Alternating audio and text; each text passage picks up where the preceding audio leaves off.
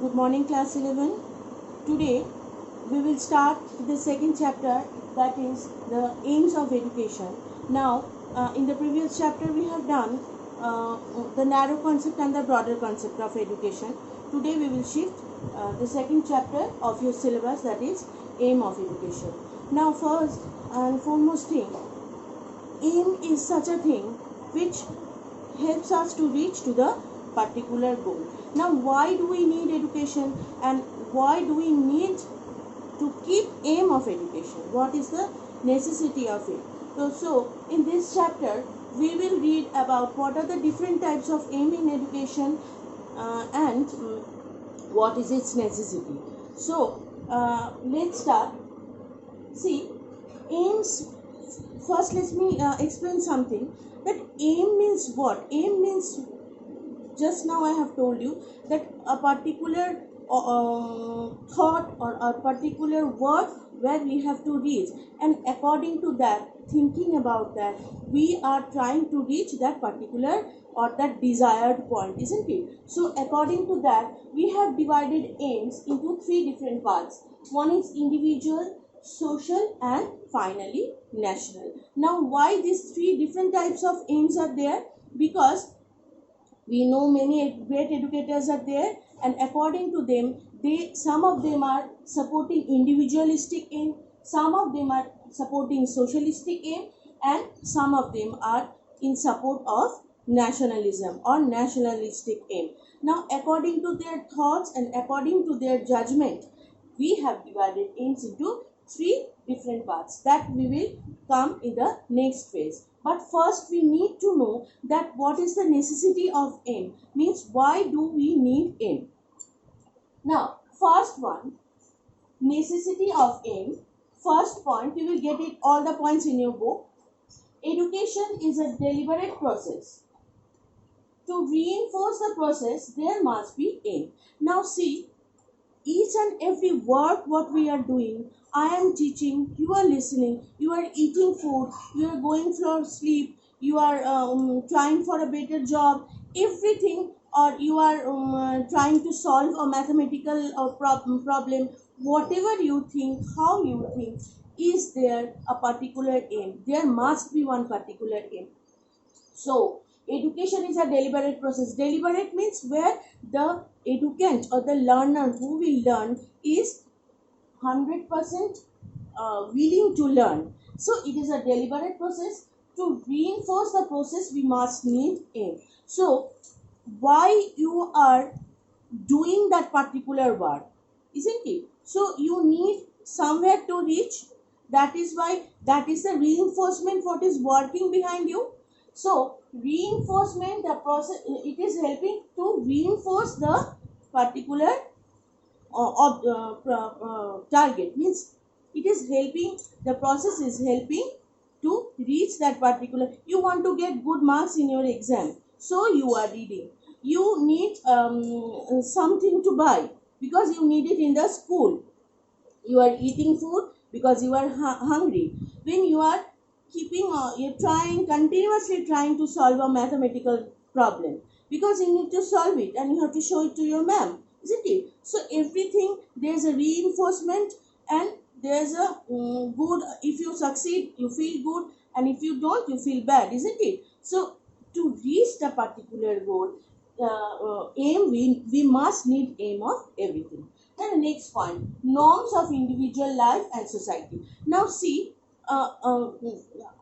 just after we born, our parents used to say that we should do that, we should not do that, and we generally naturally learn some rules and norms of the society and of about individual. So norms, and why do we need to learn the norms? Because we have to follow the norms of the society and the individual also, isn't it? So norms of the individuality and the society is helping you to reach the aim. So aim must be there to fulfill the norms of the individual life. Otherwise, anyone can be a criminal, anyone can be a dacoit, isn't it? But that we do not do, because our society, our culture, and our learning is saying us something else. So to fulfill the norm of the individual one as well as the society, we need aim of education. Now the fourth one, education is a cognitive process.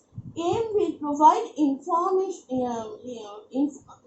provide uniform intellectual stimulation. So once again I will read. Education is a cognitive process. Aim will provide uniform intellectual stimulation. So cognitive process means what? Cognition means we know all, it is about intelligence. So how you learn better, you will perform the better one, isn't it? So it is a cognitive process that we know, and aim will provide us uniform intellectual stimulation. So suppose you are learning something, you are reading all the points required. Now your intellectual, what I am explaining you, suppose there are 12 students in a class, so all 12 people are learning in the same thing what I am teaching it, but what you are taking or what you are receiving is individualistic. It depends on your intellectual capacity or your cognitive capacity, means what points you will grasp, what you will understand, how you will evaluate the meaning of that, that depends on you individual. So it is an uniform. So intelligence or learning will help you to grasp the particular thing, and that will, that for that reason we need aim, because without aim we will not put our intellect to work, isn't it? We will sit and we will relax, we will not do hard work, isn't it? So it will reach you to help you reach your it will help you to reach your goal.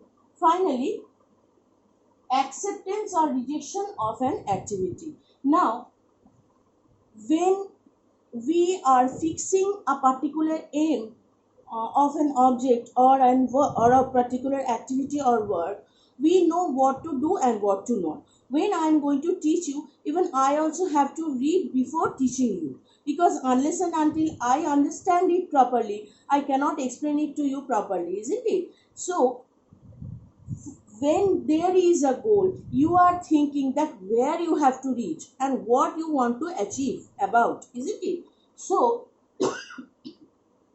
when you are considering one aim of your work, you know what you have to accept and what you have to reject. Now suppose when I am teaching you, many stimulus are working together in my home, so many activities are going on, isn't it? Family members are there, some kitchen is there, the outside out of my house the road is there, the horn of the car is coming, so many stimuluses are there. So I know where I have to concentrate. I have to concentrate on my studies, what I am teaching, so that you can understand it better. And what will be what the objects, what we will I will reject the other disturbances what are coming as a particular stimulus. So aim of education is needed for acceptance and rejection of a particular activity or a stimulus, means what you will accept and what you will not, isn't it? If someone will call you somewhere when a class is going on, will you leave the class and go? No. So that you know, because ma'am is explaining you and you have to listen it properly, so that at the time of the writing you can do it better. So these are the main 4 points of the necessity of aim. Why do we need aim? So first one is, it's a deliberate process. So to reach the goal we need one aim. Norms and norms of individual and the social life. Once again I will recapitulate. So individual life and society, we need, there are some fixed rules and regulations, so there is no problem. And so what we are doing, we are following, we must know the aim where we want to reach, that is why we need to learn norms. Third, what, it is a cognitive process. So individually you are receiving that what you want to receive and or what you don't want. So your cognitive development, your cognitive process learning will help you to reach your aim. So that depends on your individual. Number last one, acceptance or rejection. Just now I have explained you that when there is an aim, you need to know that what are the points of acceptance and what you must reject about. So this is all about aims of education, necessity of aim. Next day we will start with the individual aim of education. Thank you.